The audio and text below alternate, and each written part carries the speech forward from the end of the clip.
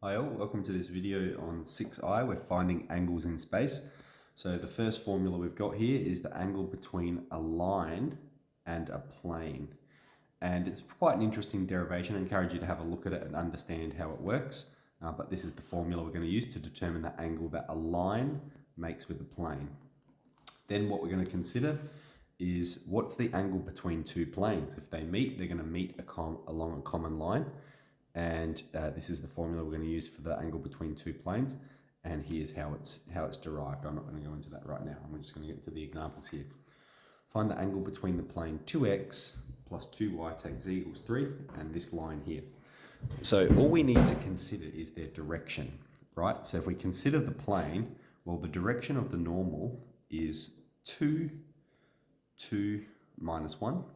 And if we consider the line, the direction is 1, minus 2, and minus 1. So we have the two direction vectors, and we're just going to plug them into this formula here, the angle between a line and a plane. So it's the dot product on top of the modulus. So we can just jump straight into it. So we've got sine of theta. It's going to be the dot product of these two. It's going to be 2 plus minus 4 plus positive 1 on top of. And then we'll go for the modulus. The modulus of the normal is going to be 4 plus 4 plus 1. So that's going to be 9. And the modulus of the line, 1 plus 4 plus 1 is 6. And we'll just smash that. Sine minus 1. And what have we got? 2, take 4 is minus 2, plus 1 is minus 1. On top of, we've got 3 root 6. Let's evaluate this. Now, sorry, one thing I'm missing is we need to do the modulus of it first. So all that means is we need to make it positive. So if we've got minus 1, we need to make that positive 1 in order to determine the acute angle, isn't it?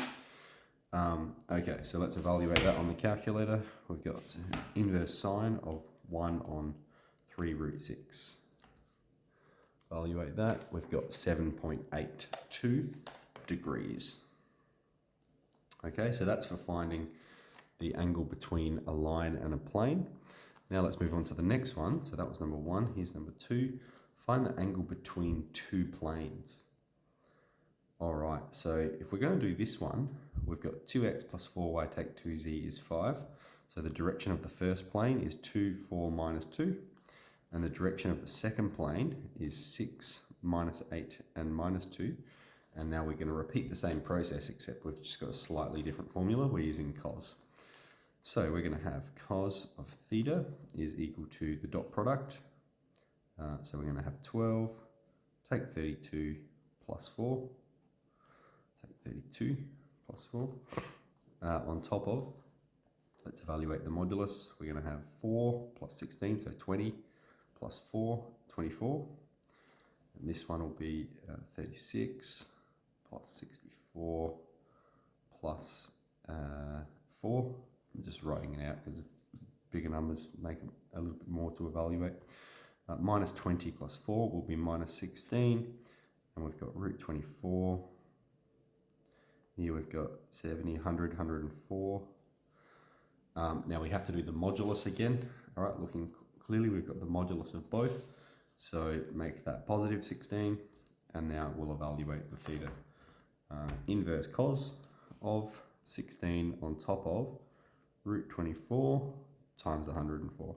Now you can put them inside the same root because that's an operation of surds, isn't it? When you have root a times root b, that is equal to root of ab. All right, so that's a legitimate operation. Process that one. We've got 71 degrees between these two planes in space. All right, so that's enough to get cracking on that exercise. 6i, short exercise, just crashing out those formulas. Encourage you to have a read and try and understand these derivations. Good work.